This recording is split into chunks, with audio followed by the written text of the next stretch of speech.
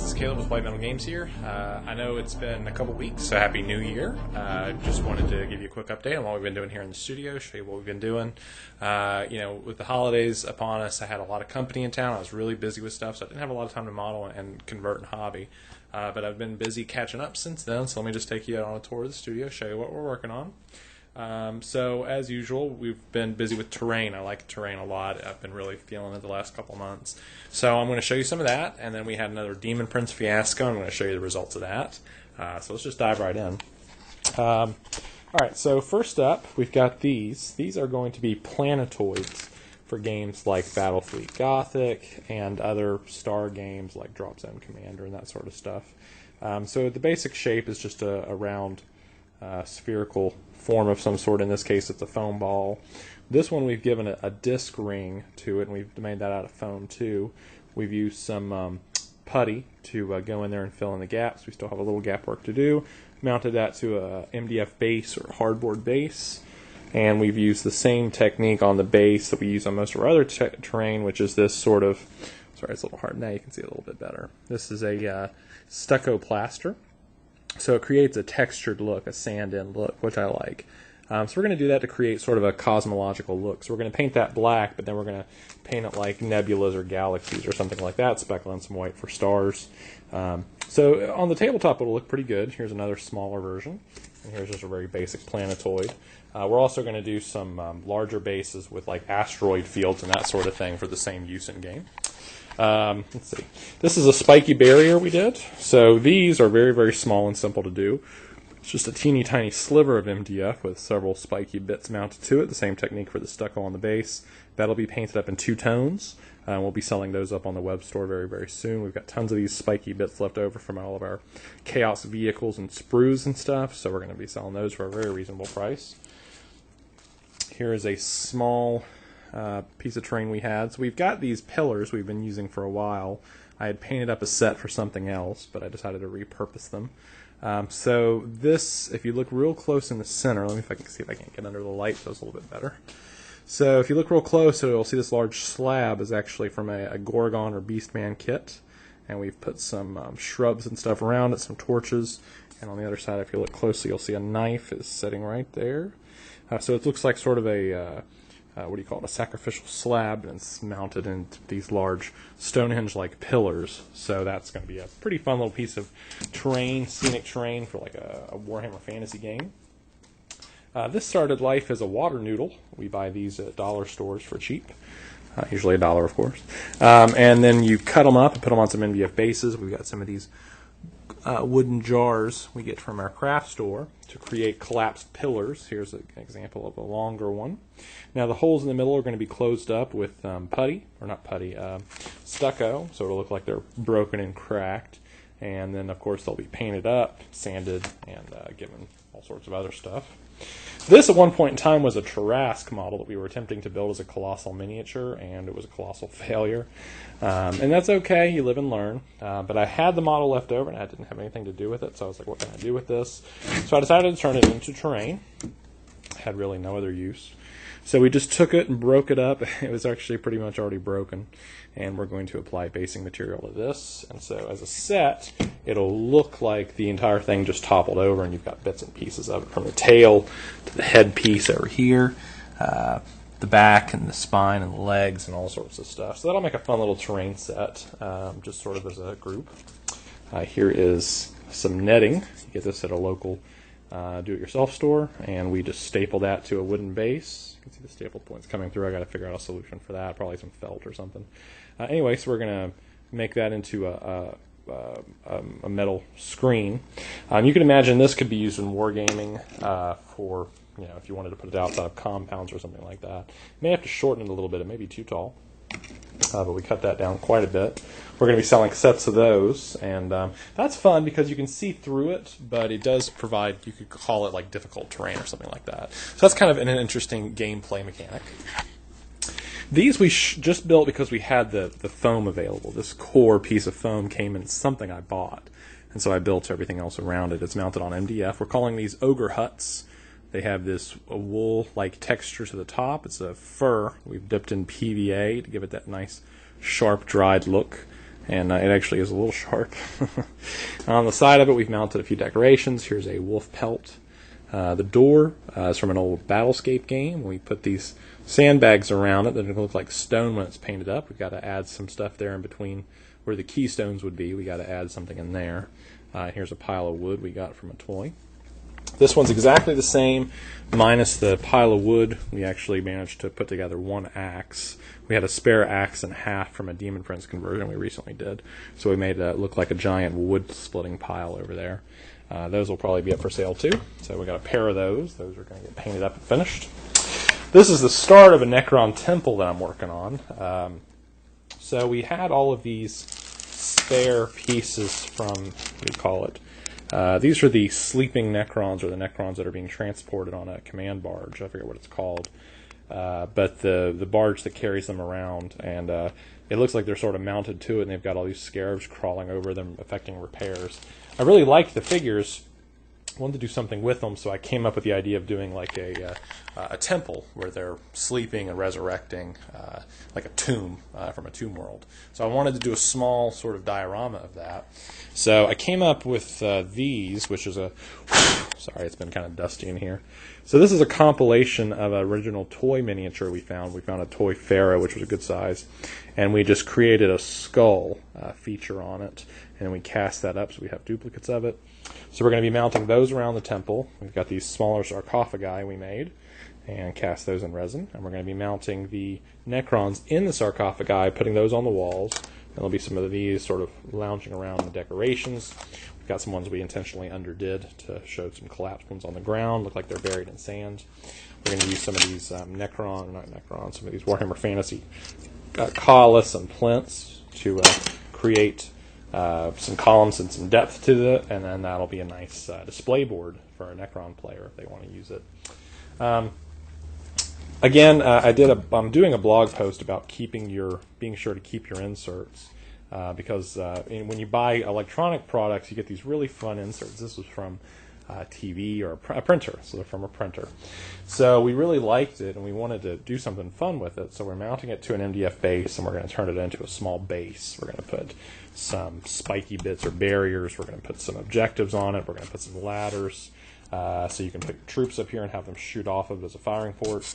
And that'll be fun in game to have sort of a large terrain piece, scenery piece for the center of your gaming table, or the sides. We're building a few of these for an Apocalypse game we have. We've got a whole bunch of other terrain and ruins that are going into that APOC game, so we've been working on that a little bit. Here's a few more pieces, and here's a couple of the big pieces that we're putting together.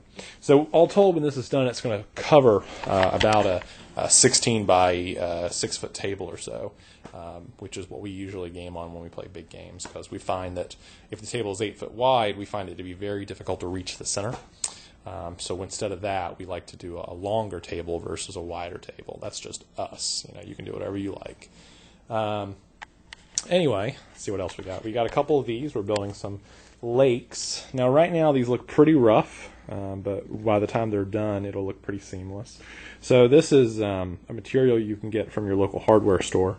It's used for covers for lights like that. You'll find them in office stores, and you get it for about $12 a sheet. Sheet's pretty large.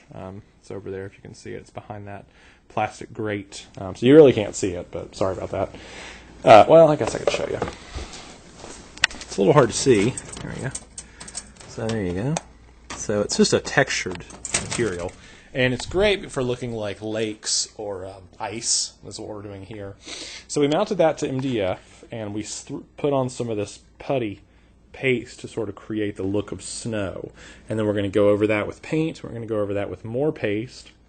So by the time it's done, hopefully it'll look like just snow drifts. And we're using the snow here in the center to create this impression of the snow's drifted across the surface of the lake. Now, partially that was to hide the fact that this is actually 4 broken pieces that we glued onto the same board to create this impression. But what we're going to do is we're going to round out the edges with flock to create the impression that it is, in fact, a singular piece. Here's a smaller one. We're doing a little small pond. This was a toy statue we found somewhere. We bought it from somebody. I think it was from a Lord of the Rings terrain set, but I can't find it online anymore, so I don't know what it was from. So we just took it, mounted it to MDF. We put a whole bunch of spare undead bits here at the bottom to simulate weapons and armor that had been left behind, skulls and fallen warriors and that sort of thing. And we just smeared a bunch of paint on there, and we're going to paint that up with some real basic metallics and then cover it up with some snow and flocking to make it look like a winter statue. And I think that'll look really good. We went a little heavy on the paint on this side, I'm noticing now. But that's okay, because where it's too heavy, we'll just cover it up with snow and make it look natural. This, sorry, I gotta take two hands, was originally just a piece of driftwood my wife found. And I liked it so much that I decided to mount it to some basing too. This is a piece of deer antler that we used as a stump. We had used it for something else originally, and we cut it into slices for stumps. And this tree, this signpost, is from a Warhammer Fantasy Bits ensemble I bought from somebody. If you look really closely here in the tree, you can see a hanging corpse, and there's a placard on the side of this tree that shows what I would presume were his crimes in life. We also put a spider up top, and we've got this goat skull over here, make it look sort of druidic. There's some gnawed bones on the ground. And anyway, so that was painted brown. We're going to paint the rest of that up. Some real basic painting stuff. We're going to make that work. And then I guess that's all the terrain for now. So let's get to the Demon Prince Fiesta. So as you probably know, I love Demon Princes. I love demons in general. I just think they're a lot of fun to play with, because you can really, like Tyranids, you can do just about anything with them. You can convert them any way you like. And really, who's to say what's right or wrong when it comes to demons and the chaos, the fickleness of the chaos gods. So I like to just go nuts and just see what I can come up with. Most of them usually sell fairly well. Sometimes we hold on to them for a few months because they don't find the right clients, but eventually we lower the price until they do find the right client. So these will be going up in the next day or two, and then they will be for sale until sold. They are one of a kind. Just like all my other pieces. So please, if you like them, buy quickly, don't buy later, because they won't be around. And I can't guarantee I can duplicate anything. A lot of these are one-time pieces. Okay, so here's the basic selection of what we have available right now. It's going to be going up in the store. So it's a lot to take in at first, so let's go through the pieces one by one. So let me move some of this off to the side so people can get a full glimpse of everything, and I promise I'll take care of these one by one just to show you what all we got. So this guy started out is I wanted to figure out a way to do a palanquin for a Nurgle Lord without having to build a chair every time. So I liked the idea of him having sort of a slug-like lower body. So that's how this came about, is that I sculpted up a lower slug body just to see if I liked it or not. And I figured if I did, what I could do is I could cast it and make multiples. And I just sort of did a test run, a dry run, just to see whether or not it would work. So what I did was I took a Nurgle-y lower body and mounted it to some Chaos bits, gave him this Nurgle helmet. I had this spare sickle in my bits box, gave him a plasma pistol just for some variety, and then he's actually mounted to this body is actually from a Chaos Rhino kit, where you get the vehicle upgrade sprue. But I liked the body for this sort of guy because I didn't feel like the backpack was really needed. And I like the look of this guy. I think as a Lord on Palanquin, the Slugtail works. Slugtails aren't the... I've seen these before, of course. People have done that before, but I've never seen it as a bits pack. I've never seen you be able to buy just the Slugtail before. So I think that might have some merit. If I sell it for a couple bucks a piece, we'll see how that goes. On the same token, we went ahead and did that with a larger Demon Prince too. So here's the larger one. Now, in-game, there's no benefit. You can't give a Demon Prince a palanquin, or palanquin if I'm mispronouncing it. So there's no in-game bonus for this. But I thought it looked kind of fun, and I liked the idea of a Nurgle Lord with a slug tail. If you look closely, you'll see there's some detail worked in. It's not particularly detailed. It's not heavy detailed because slugs are not heavy detailed. So this worked for me very, very well. It was perfect for my wheelhouse. I gave him 4 arms because I had them available, and I decided I wanted to use them. And I like the look of him. He's sort of this squat creature. Now slugs traditionally have these 4 proboscis sticking out of their face, or if you would call it, their facial region. So I like the idea of him having 4 limbs, and I just think 4-limb demon princes are fun. I've been working with them for a while. I'm getting pretty experienced at it, and I just enjoy it. So there's him. Here's another demon prince. This guy we formed from spare bits we had. We had spare of these appendages from the last tendrils are from, what are they? From the Forge Fiend Mauler Fiend kit. So I like that a lot. So I just mounted them to a demon prince, sculpted up his back. Got a little more experience with that. I've been doing, this is like my 3rd or 4th back now. Don't have to do great detail for him. And I gave him this club because I like the idea of it counting as a black mace. So if you want to use a demon prince with a black mace, you've got it. Otherwise, you can just count it as a close combat weapon. It really doesn't matter. But that was originally the club from a beastman minotaur that was used for like the drumming or something like that. Like for their musicians. And I liked the look of it. I thought it worked as a pretty decent mace. The scale's appropriate for this demon prince.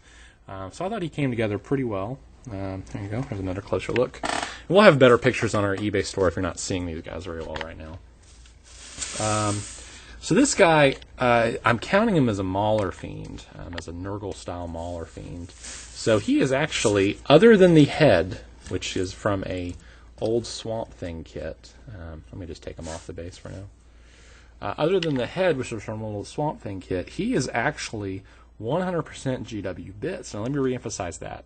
Other than the head, he is 100% GW bits. This guy is completely converted from GW pieces and gray stuff. So he's clearly a compilation of bits. I liked the idea of doing a praying mantis. I've always liked praying mantises. I've liked the look of them. I've incorporated them into Nurgle miniatures many times, as you'll see here in a few minutes. And I've always liked that big bulbous head, because I can pick him up off eBay for very, very little. So this guy is a combination of Tyrannid bits, Chaos bits. This long piece that forms the body and the back is actually the neck from a Helldrake, which we had converted a Helldrake about a month or 2 ago. We had the neck left over. I didn't know what to use it for, but I wanted to do something like this. And the long body of it was really great. It's got all these nice tubes and wires coming out of it. We mounted the Scything Talons to it. We've got these Crushing Claws from the Turvagon kit. Also these Devourer Legs from the Turvagon kit, which the vents on the side of these really work great for Nurgle, where you also often see holes and pustules. The wings, if you would call it that, mounted to the back, are from a Trigon, so you can imagine the wings are beneath that, as is the lower body. These shoulder pads are from a Chaos Terminator Lord. These are from a Defiler. And then underneath, we just really blended it. We really didn't do a lot of detail down there because you're not going to really see it much. And then for a base, we're going to include this, which is a resin base that I cast a few months ago. So it's basically sand and dirt, and it's got some bits worked into it. It's got some sandbags, a gas jug. I think there's a gun or a knife. There's a knife in here too. It's a little difficult to see, but I like the idea that this guy is kind of burrowing out of the ground. We'll include a regular 120 by 90 as well, so that way you can mount him either way you like. But he'll be sold as a soul grinder, and he is very much one of a kind. I don't think I can do him exactly again. Well, I guess I could if I had the bits, but that Helldrake neck is really hard to come by. Okay, this one's a little more unusual. This came about because I picked up what do you call those things? Impaler? It's a Chaos Demon from the Forge World line that has these massive bladed arms. Bloodslaughter, that's what he's called. Anyway, so the kit comes with spare limbs and a spare head, so that way you can do either one. And I liked the bits so much, I knew I wanted to incorporate them into something. So I decided to incorporate it into this sort of massive... I used the Cairn Wraith, whatever, from the Warhammer Vampire Council line as my inspiration. I like the idea of this sort of Cornish ghost creature that could count, because it's on a 60, it could easily count as a Hellbrute, or it could count as a Demon Prince. So what I did was I took tons and tons of wires and mechanical bits and just heated them with a heat gun and then just wrapped them around this guy like a body. And then I mounted the arms, of course, and then I had these old bits of wing left over for some projects, and I heated those with a heat as well, wrapped those around them like an old cloak, and then I just filled in the gaps with some gray stuff to sort of incorporate this look. If you look real close, you'll see some faces leering out of there. Those are from my Ghoul Kits line, from the Cryptor line. There's 3 faces leering out, plus some skulls and bones and that sort of thing. It's a little difficult to see. There it is. Anyway, I like that figure a lot. I think he really came together well. He's mounted on a Cartifex tail, which I reversed to give this sort of sense of flow to him. I think he works really well. He could work as a Hellbrood or as a Demon Prince or as a customized Blood Slaughter or just about anything. You could count him as a, I don't know, who knows. But he's a lot of fun. He was fun to build. Here's another Demon Prince. This one is much like the first one, but he's mounted on these old metal pewter legs. There's got some fur in the back from the Cryptor kit. 4 arms. We gave him a regular Demon Prince head, but we mounted this Defiler mask to him to give him a little variation. And this guy has a mace as well, but he's got a more traditional mace, so that works as a black mace. He's kind of looming and leering over his quarry. So if you look at him in comparison to a standard 28mm infantry figure, you can see he's really looking directly down at them, which I like a lot. I think that look is good. Compared to a traditional Demon Prince, or close to a traditional Demon Prince, at least height-wise, he's about the same size. A little shorter, a little more stooped, but certainly made out of 100% GW bits, completely legal. All of these figures are, in fact, tournament legal if you want to get down to it, because they're all mostly GW bits, with the exception of like a head or the sculpted tail. That's about it. Otherwise, it's good to go. This guy has a few bits of cloth here in the front, which are not from GW, but I incorporated these corn icons, or these chaos icons in there to make it look sort of like old robes, which once painted up, he's going to blend real well. All right, so there's this guy. He was a bit of sort of a shot in the dark, and while I don't love him, I think someone might. So these legs, I had bought these legs as in a bits pack, and they're from the Mauler Fiend, which I like a lot. And I like them for Demon Prince legs, but the problem is they're about 30% larger than standard legs, so you need a larger torso to make it work. So I used this torso from a He-Man toy, and I needed a bigger head, so I had one more of these Praying Mantis heads, so I mounted there. And then all the arms I had were too small, so I was like, well, I'll give him tons of arms then. So I gave him 6 arms. Each arm holds a different item or weapon. He's got 2 swords, this sickle made out of a dark Eldar sail, and this haft is from an axe and a combination of other bits. He's got 1 old school Demon Prince sword, which is the scene there in pewter. He's also got a regular axe, this club, which I like to count as a black mace, again, we talked about that earlier. Another sword, which was modified. I wrapped some chain around it to sort of give it a Nurgle kind of look, because the Great Unclean Ones like to carry chains. And he's got these big industrialized feet, and the feet actually end in these sort of hands, which I kind of like a little bit for the Praying Mantis look. So he's definitely got a Nurgle Demon Prince vibe. By no means claim him to be fantastic. As seen here, he's quite a bit taller than a traditional Demon Prince. He could work as a custom conversion for all sorts of things. He could work as a Primarch or something. I think once painted up, he will be fine.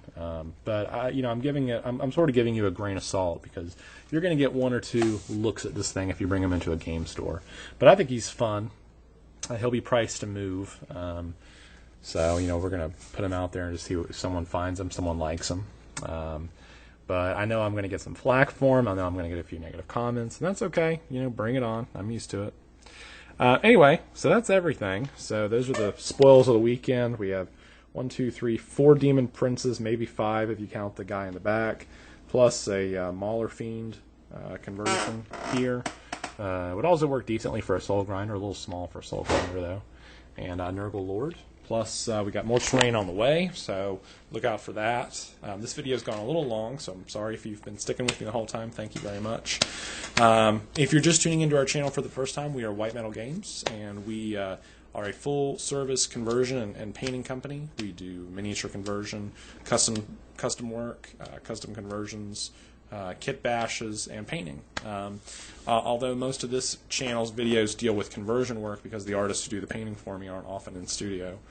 We do paint, we just show less of our painting than we do of our conversion work, because I tend to do a lot of the the work here and just sell stuff off as I get it, because I'm so excited about it. I want to get it out there. And I know people's personal paint jobs differ army to army, so I don't like to paint something up if you're going to buy it, because I think you should paint it your way. But we are a painting company. We do offer painting services, and we're very reasonably priced in the painting department. So just contact me at calebfilm@yahoo.com. I'll put that email up at the end of this video as well. We are looking to clear out some inventory, so if you're interested in anything we have in our web store, just email me, make me an offer, and let me know what you're looking for. Again, we do custom work, so we're happy to help you out any way we can. Everything you see that we put up here generally is going to be for sale at one point or another, so if there's anything you're... Wow, the video timed out. I've been talking for that long. It had timed out. So anyway, just to sum up, if there's anything you're interested in, just contact us at calebfilm@yahoo.com, and we're happy to talk to you about your Army's needs. 2013 is going to be a big year for us. We're looking to get into manufacturing terrain in a big way. We're also looking to paint more. And we're hoping to go to a couple conventions this year. We want to go to conventions and showcase our work a little bit. The first one we're looking at is Adepticon, so if you're going to be there this year, hopefully look for us there. We're speaking with some of the organizers of that now, trying to work out a deal to figure out what we can do as a sort of to get us in there. They work with vendors on an individual basis, so we're looking to probably build something big for them. So the two projects I'm looking at right now is I'm thinking about either building another Warhound Titan or Warlord Titan, not an Emperor style this time. And this time we're going to do them up more traditionally. We're not going to, we're gonna follow some of the examples we've seen on the web and use that as our basis, with our own unique touch, of course. That, or we're also thinking about doing some sort of large, huge, massive orc titan. I really like orcs, and I really want to get into converting them. I've done a couple orc conversions in the past. I've really enjoyed it. I want to do more of them. So I'm looking to do something big that way for Adepticon, if we are able to attend or not. So look for those in the coming year. And that's about it for now. So have a happy New Year, and have a good week. And I guess that's it. So email me at calebfilm@yahoo.com if you have any questions, or if you're interested in anything we have or you've seen here, or if there's anything you want us to try out. We'd love to give it a shot. So until next time, put your minis where your mouth is. Take care. Bye-bye.